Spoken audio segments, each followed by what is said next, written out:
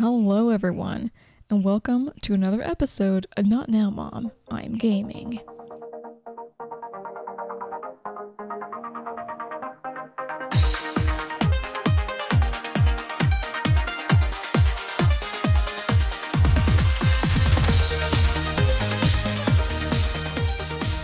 My name is Kay, and on this episode, we'll be talking about Sucker for Love Prelude. This will not be a very long episode because the prelude is very short. Also, I'm not really sure what that full game is going to be like, if this is even part of the full game, or if it's just kind of a section that they created first and it's separate from Sucker for Love First Date. Maybe this is a game where you want to smooch, but the full game you want an actual date then? But people smooch on the first date, don't they? I actually don't know. I never liked smooching. Something about swapping saliva grosses me out. But I'll read all about it and more in Smut Books, so there's that. Speaking of smut, this game is why you shouldn't always listen to what the tags on Steam games say, because it says sexual content. But this game doesn't have that kind of content, unless people are mistaking wanting kisses for being insatiably horny. Like, friends, let's go by the fact that if it's on the hub, it's probably sexual content. I guess some people can watch two people kissing and hit the finish line, but holy hell, what am I even talking about at this point? Just don't always look too into Steam tags. They aren't always right. The blurb for Sucker for Love Prelude states this.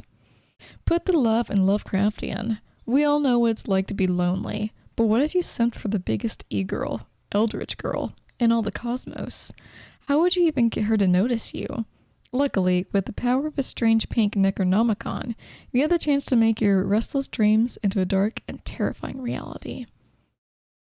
As of this moment, the reviews sit a very positive with an all-time peak of 25 players, but I'm pretty sure this game was showcased mainly for itch.io and not Steam. Plus, it's just the prelude, not the full Sucker for Love games. Also, there are no achievements, but just the smooch is enough. Now, for the gameplay review. The title screen has an eldritch woman of our dreams coming in for what looks like a smooch, though due to her tentacular lips, it's hard to tell what she really looks like here. As far as the settings, you can turn the voiceover on or off and have the game at full screen or windowed. If the box has an X, that means it's enabled, just so you know. A little thing with the full screen, the game flickers.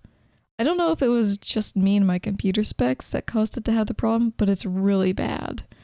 The flickering is so bad it was messing with my eyes, and I can handle such things to a certain extent in games. But if you go windowed mode, it's small, and you can't increase the size of it by maximizing the screen. So that all around kind of sucks, but it's what I went through. The title screen also sort of has the kind of effect that happens in VHS, bits of the screen distort. I'm not sure if this is supposed to represent our sanity being challenged, but I don't think it really comes across as that. I mean, it makes sense that's why it's used due to her being an eldritch being, but I wonder if there was a better way to interpret it or not. I also can't forget to mention that our cursor is a pointed finger. I assume because we'll be reading from a book and people sometimes follow words with their finger to keep track where they are. When we start the game, we find out we're trying to get in touch with an eldritch being that had appeared in our dreams a year ago, who called herself Lynetta. And so, for an entire year, we've just been buying these fake books that were supposed to be a legit Necronomicon for contacting this being. The book we get is pink, which makes it questionable on authenticity, but it's also very well crafted. Once we get to the objective of performing the calling ritual, I, sadly enough, got a bit stumped on what to do. I had no idea how to start the ritual and what I needed to click on to trigger it, because there was nothing to tell me how to proceed. Most people will realize we just got a book and that you need to open the book to read the ritual. But the thing with me not understanding this is because whenever I'm in a bit of a point and click style of game and there's a bar of some kind at the bottom of the screen, I automatically go into hidden object game mode. And if you've never played a hog before, there's typically a bar at the bottom where items go that you pick up. So because the quote-unquote bar on the bottom is empty, I thought I didn't have anything on my person, when in reality, it's not a bar, it's a book. Not a lot of people are going to be stumped on this part. But now maybe you understand why I did it, if you ever watch my playthrough of the game. When you open the book, the ritual name is written on the opposite side of the instructions, And in order to complete the ritual, you must do everything within the instructions. I don't think you can even speak the chant if you don't do the instructions correctly. To speak the chant, you must slowly drag your cursor over the text. If you mess up by going too fast, you'll have to chant it from the start again. Some of the instructions will require you to wear something or pick something up. You can tell what you have on you by clicking on the Items tab on the left, and a silhouette of your character will appear with slots on it.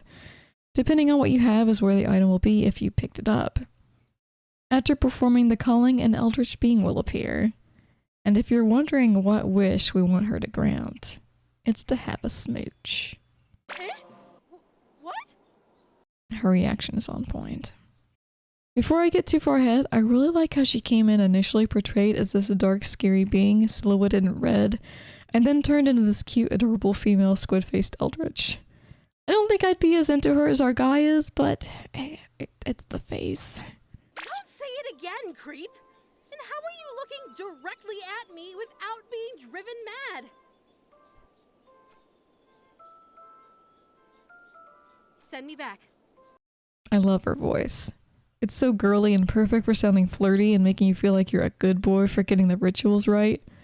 It also contradicts her being a scary eldritch being that can destroy all humanity and shatter your mind. Eventually, she sees the book you have and states that it's a survival guide for dating her. Perfect. Literally the thing we spent a year looking for. Now that we have the book, she states that as long as we make it to the end of all the rituals, she'll make it worth our while, which means we'll get our smooch. And the only reason we're reading through the rituals is because it's going to protect our sanity. To start the date off, we're performing Invoke the Depths. It states at the end of the page that we're not to look out our window from now on after completing it. If you're like me and curious what will happen if you do so, you'll get a bad ending. There's no manual saves, but it shouldn't take too long to catch up to where you were, no matter where you screw up in the game. I think the longest it'll take you to get where you are is if you finish the game first and then want to go back for another ending. There's not much to show that you brought the outer depths closer aside from a more greenish-blue light coming through the windows. Now we'll be performing Metamorphosis. This is the first ritual where it's going to be on 2 pages. Also, I'm not sure why it states that you need to perform the 2 initial rituals first, unless you can actually turn to this page and try completing it first. I've not tried it, but I figured that every other page is in gibberish until you get past the required ritual. What's funny is on the second page of the ritual it states to remember the second step on the previous page, which says, "This is the point of no return," and uses your name. I assume it's using the name you chose on your Steam profile, not the username. After you've spoken the ritual lines, you'll notice some changes. First, the cursor is no longer a pointer finger, but a tentacle. Second, the mannequin in the background has tears of blood oozing out of its eye sockets instead of a mask, meaning the mask is officially your new face. I don't know if this means we're turning into an eldritch being ourselves or not, because she still ends up saying we're going to die once all humanity is gone. The next page is labeled Breakup. I did not do this ritual until after I'd already completed the game, so I don't know exactly when is an appropriate time to do it and when it's a bad time, if there is even a bad time to do it. But you have to chant it 3 times in a row, and when you linger too long on the page... Darling, what are you looking at?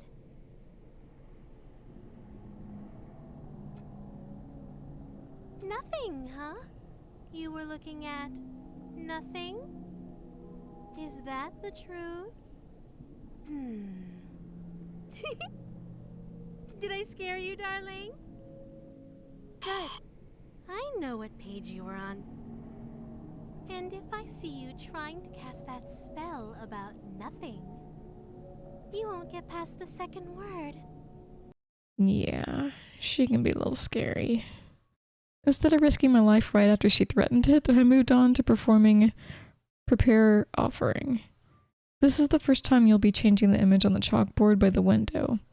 Don't accidentally click the window. It won't end well. At this point, she states that she's going to go out and take a walk, which is kind of rubbing it in our face that she's able to leave the apartment while we're stuck here unable to even look outside without our brain fizzling out. It also might be a really good moment to try out the breakup ritual, though I didn't. Performing Reach into Oblivion requires another life form in the form of a turtle. Ironically, I don't think the turtle dies despite being a bloody mess afterwards. Unless you place the dead thing back into its cage just so you're not carrying the carcass around the room. On the wall, her name is written all down it. I don't know why it says those two words and not her actual name over and over. Another questionable visual is the fact that we don't have a tentacle hand anymore. It's now a bloody pointer finger hand, maybe signifying we're human again and slowly dying from being too close to an eldritch god that happens to be somewhere close by. Maybe that's why Lynetta left. When you next open the book, it flips through several pages of a creepy face and hand coming out of the darkness towards you. And during the page flips, you can read the line, "Nothing is just your imagination."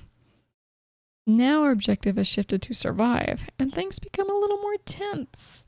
Mainly due to the fact that the page states, once you start this ritual, complete all 3 pages quickly.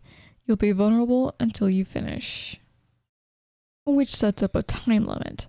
And I do believe there is something of a time limit going on here, because when you finish this page, you'll see tentacles coming in through the window, and they stretch further into the room, creating a sense of urgency.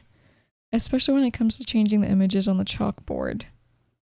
Eventually, Lynetta comes back while you're rushing through your chants and comforts you with the choice of being destroyed first or last when she actually wakes up. I've actually got a question on that. If she's out there still asleep and not quite awake yet, what part of her are we talking to? Is it a sliver of her consciousness made manifest or something else? How is she both out there and in here all at once? Everything is seemingly back to normal as tentacle hands get, when we perform Dark Communion. Just know that the offering at once isn't the turtle, it's the slice of cake that's in the fridge. I honestly forgot all about the cake after being so frazzled about almost dying. It wouldn't be so bad since we know we're going to die anyway, but we need our smooch first. Finally, we get to our final pledge, which will apparently be the last words to be spoken by humanity. Though I'm not sure I believe that, because there's a lot of people out in the world and we tend to never stop talking. During the ritual, we're stabbing ourselves in the heart several times with a ritual knife. And obviously I was wrong about not having the last words of humanity because I'm no longer able to talk at this point.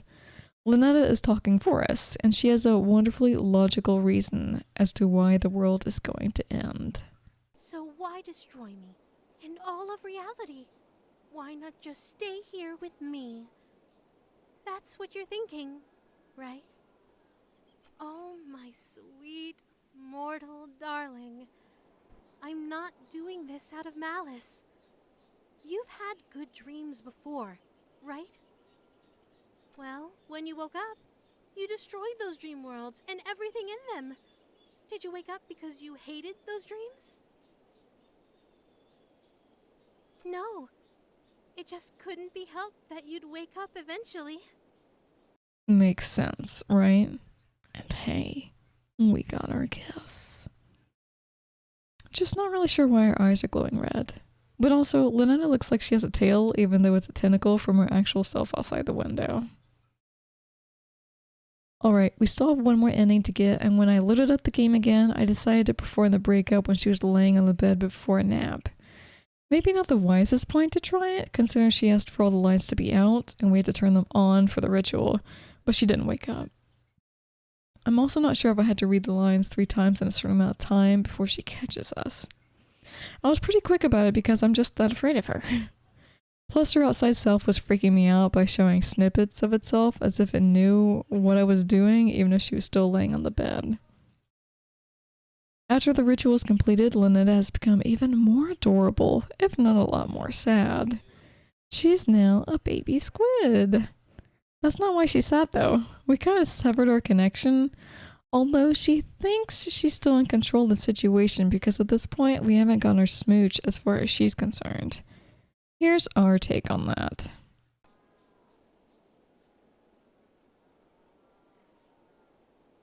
Wait, what?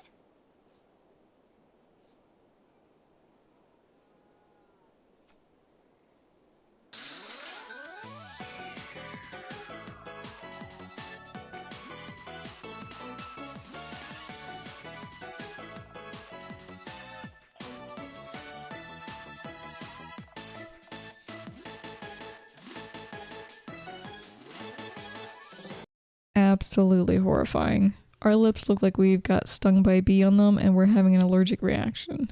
That punch was absolutely deserved. And I love how it says it's a good enough ending. And that's the end of Sucker for Love Prelude. Very short game, but man does it deliver in more ways than one, clearly. I just wish I could have played it in full screen instead of windowed mode, but didn't really matter too much in the end.